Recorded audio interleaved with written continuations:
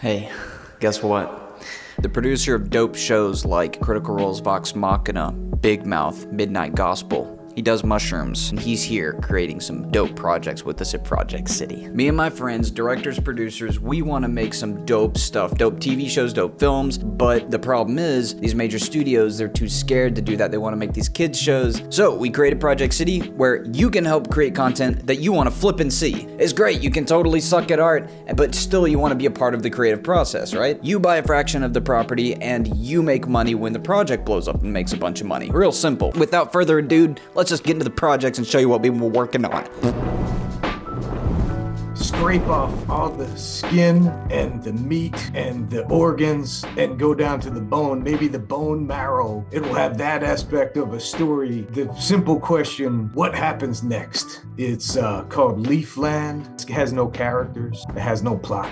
It just has feelings. Is there something you ever feel like you personally learned while you were on a trip that you might kind of inject in some of these stories? Oh yeah, man. Did you ever see that Star Trek The Next Generation episode where Picard goes and lives a whole life on some weird little planet? When they wake him up, he's like, what happened? I was an old man. That happened to me. When I used to live in Jersey City, this person that we used to refer to as the witch found me and my friend tripping on like a park bench and brought us back to her lair and got out this cauldron and started playing crazy music and brought out this geode. And I went down into the geode. I lived in a little geode apartment, drove a little geode car to work every day, and I had a little geode job. But I'd look up into the sky and I'd see my face looking down at me, and it felt like years went by. I got woken up and pulled out of it, and I realized none of that was real. I mean, really, the one thing that I learned the most is you can't know what's real. Right? Nobody knows what's real. What's real is here, right? I'm just taking all of the good kids, the good protagonist kids, the main kids of the story, I'm just killing them. I'm just killing them all immediately. And I'm really focusing on all the bad kids and trying to dive into their past and try to figure out why they got to where they are. I'm gonna definitely put a lot of myself into those type of stories. There's one thing in particular I know a lot of people can kind of relate to, and that's in abusive households, whether that's emotional abuse, verbal abuse, or even physical abuse. But like verbal abuse, man, that stuff can go really hard sometimes. I remember my stepdad, he was pretty bananas. If it was really late at night and I was really hungry or something like that, I'd try to sneak into the house. I knew that if I was gonna get caught or something, it would have just been like just some kind of drama, and it was always something. And I knew in that house, I knew exactly where every single floorboard was that creaked. I knew, don't step over there, step this specific way, make sure you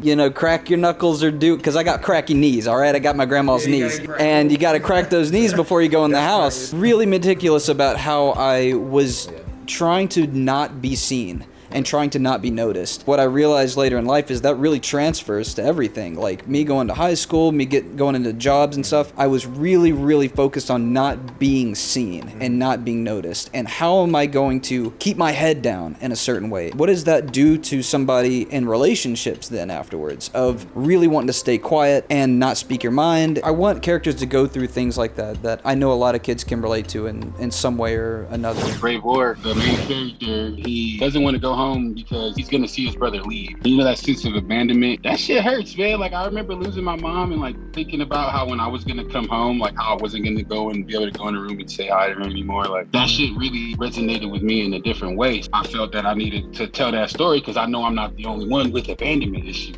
Andre and I are sort of exploring going against the grain. We outlined it. We came out with our core story. Andre wrote out the first scene, which is freaking dope. Daniel's gonna write the song for it. I'm gonna board it out. We'll probably fund just for our cold open, which is like 4 or 5 minutes. First, get that fully animated and almost use that to bring on more people and more investors to do the rest of it. I feel like in live action, shit gets kind of corny. You get what I mean? You got a little bit more range inside of animation to make things feel more real. Like, I watch certain shit on animation and I damn near cry more, like, because it just seems more real. I guess just because it's fake. You know what I mean? Brad thinks a lot of blood, gore, like he wants to see this shit go wild, man, like a real apocalypse. Just to be real, putting black people in stressful situations like that is funny, and we never get a full movie of that. It'll be really, really fun to see how they operate inside of the motherfucking apocalypse. 3 little teenage kids that was just on some badass shit. That's like, now you got the free wins to do whatever you want. Fucking apocalypse. Why wouldn't you want to see some wild shit in the apocalypse? Tell them where the name comes from. Brave War is actually my name in German, in Greek, I believe. So Andre means brave or manly, and my last name Gunter means war or battle. Yeah, so the movie's basically you. I don't know where I come from. I'm a black male. I'm from Los Angeles, California, and my family is every pigment of skin. Like, I have my grandma, she's a white woman. I just can't explain it. If I showed you a picture, you'd be like, what the fuck is this? Like a fucking Friends picture? So like, I don't know where I come from. You know, I don't know where my bloodline descends from. So I couldn't even just be like, oh, I'm pro anything until I understand where my bloodline comes from. So one day I was just curious to know where my name descended from, and Googled that shit, and boom, basically created my own family tree and came up with Brave Warrior. One of my first plans, when I get any type of success or any type of fortune, I'm trying to go see where the fuck I come from, like, because I don't know. I just don't want to do no notes from the studio. I'm tired of that shit. I'm so tired of motherfucking notes, and I'm gonna keep it a buck. I feel like the last 10 years of my career, though I've worked on some amazing projects, none of them represent me at all, and I don't look back at my work and I feel like, oh, this is a reflection of me. And that's not the way we're supposed to be living as artists. That's not it at all. It's like, yo, you love my stuff, just let me rock out for a second. You know what I mean? Don't try to like rub your nuts all over it. You feel what I'm saying? I don't feel happy when I look back, and I want to change that. As far as Rossum goes, I didn't have access to a lot of things when I was young. I used to just wake up and watch Saturday morning cartoons. When I stopped drinking a few years ago, and when I was trying to make sure I was like happy about art still, there's certain things that resonated for me, and it was like around 1999, what I was watching, and also the excitement of waiting a week.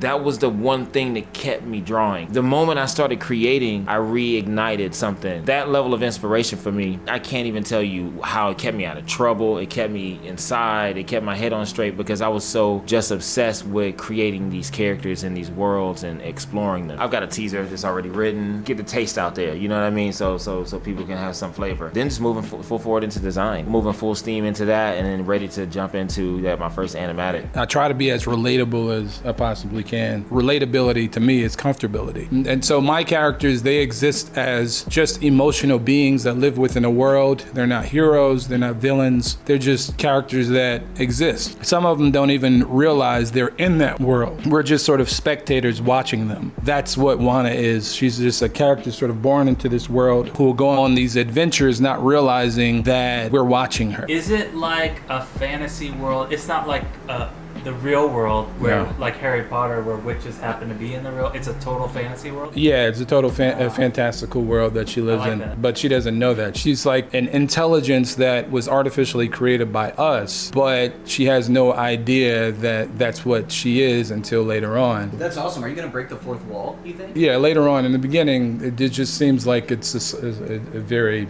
Oh my God, there's so many levels. Imagine like watching a computer animated show, and none of these characters were created by us, like human beings. It's artificial intelligence making themselves into these characters within this world. She battles different entities from different parts of that verse, and then later on, it's the living verse. Chris, I'm curious to you've been listening in, like what are your thoughts on the stories we're trying to tell? I like that they're coming out of a very personal space. That's the only thing that matters, right?